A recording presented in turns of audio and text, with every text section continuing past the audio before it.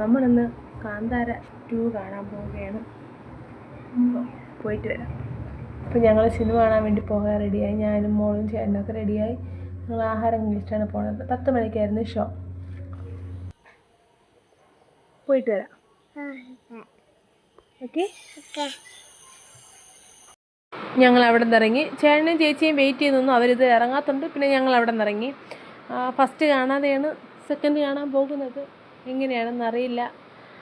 പിന്നെ ഞങ്ങൾ മോളെ കൊണ്ടുപോകുന്നില്ല. മോളെ ഞാൻ എൻ്റെ വീട്ടിലാക്കിയിട്ടാണ് പോകുന്നത്.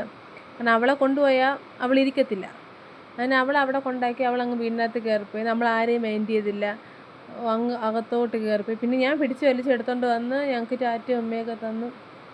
ഞങ്ങൾ അവിടെ നിന്ന് ഇറങ്ങി.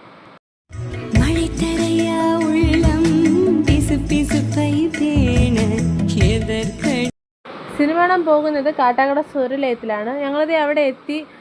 ചേച്ചിയും ചേട്ടനെയൊക്കെ വെയിറ്റ് ചെയ്തിരിക്കുകയാണ്. ചേച്ചിയും ചേട്ടനും മോനെ വീട്ടിലാക്കിയാണ് വരുന്നത്. ഇനി ബാക്കി രണ്ട് ഫാമിലിയും കൂടെ വെയിറ്റ് ചെയ്തിരിക്കുകയാണ്. അങ്ങനെ ഞങ്ങൾ വെച്ച് ടിക്കറ്റൊക്കെ എടുത്തിട്ടിരിക്കുക. അപ്പോഴത്തേക്ക് അവരെത്തുമല്ലോ എന്ന് വിചാരിച്ച് ഞങ്ങൾ കയറിയപ്പം രേണുവും അവിടെ ഹസ്ബൻഡും ഒക്കെ എത്തി.